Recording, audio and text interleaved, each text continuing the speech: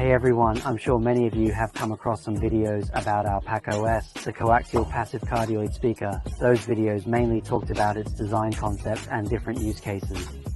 So today, let's get practical. We're in this anechoic chamber to measure its actual performance data. For those of you who haven't heard it yet but want to know more about it, this video will definitely give you a better understanding. So, its high frequency horn can be adjusted and it has a passive cardioid pattern. The sound from the front and the back is quite different. Let's start the test. Okay, let's start with the bass. We'll measure a distance of 2 meters, place the mic on the ground, and later we'll also measure the same distance from the back. Then we'll see the sound pressure difference between the front and the back. Okay, the bass from the front is coming out now. Here's the curve. Alright, let's go to the back. Okay, now we're at the back of the speaker. The distance should be the same as the front. We're also measuring 2 meters. Alright, okay, right here. Let's measure the back now. The yellow curve is the bass from the front. The red curve is the bass from the back. In the Rita software, we'll add some gain to the back and see how much it takes to match the front sound pressure.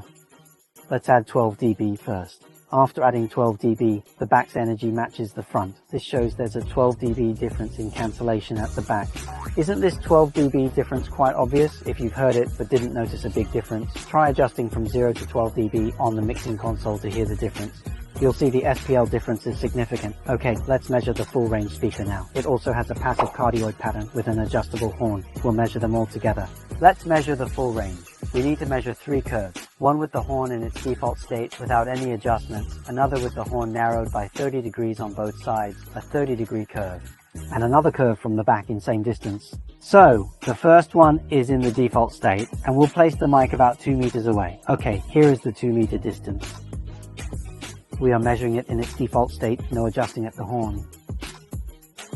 Okay, the curve is out. Now, without moving the mic, let's adjust the horn slightly and see if the high frequencies grow noticeably. We shall clearly see that the difference in sound pressure between the front and back is obvious. Let's make a little adjustment. Okay, this is the horn in the adjusted state. Each side can narrow by 15 degrees. So now it's like going from 90 degrees to 60 degrees. The high frequencies should be improved. Can you see that? The high frequencies are up, the green curve. Let's see how many dB it improved. Now we have added 2.5 dB to the first non-adjustment curve.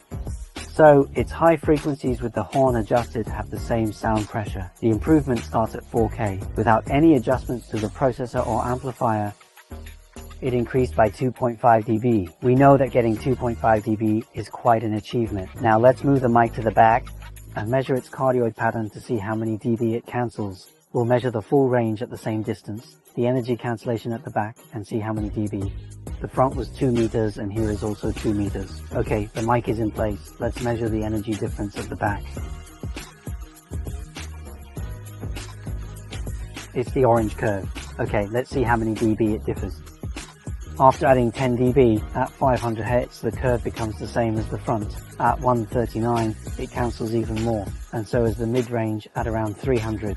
Nearly the whole section is reduced, all are cancelled. So during a performance, the energy at the back is significantly reduced in this passive cardioid system, which creates an excellent environment for the performer. Now we have measured all 3 full frequency curves. Let's look at them on the computer. The green curve is the full range speaker at 60 degrees. At 60 degrees it has a 2.5 dB boost. And then the blue curve is the horn at a 90 degree state, and this is the yellow curve with a 12 dB gain. This is before the adjustment. It's the curve of the back of the speaker. This indicates the sound pressure at the back is very weak. How weak it is? There is a 12 dB difference. Now I need to add 12 more dB to the yellow curve to match the green curve. At the back, the sound pressure has a 12 dB difference. At 139 Hz, the SPL might cancel even more. We can see each division is 6 dB, so there might be an additional 6 dBs difference. Therefore, this passive cardioid speaker system cancels a lot of energy at the back. Without any adjustments to the amplifier, it achieves a cardioid pattern.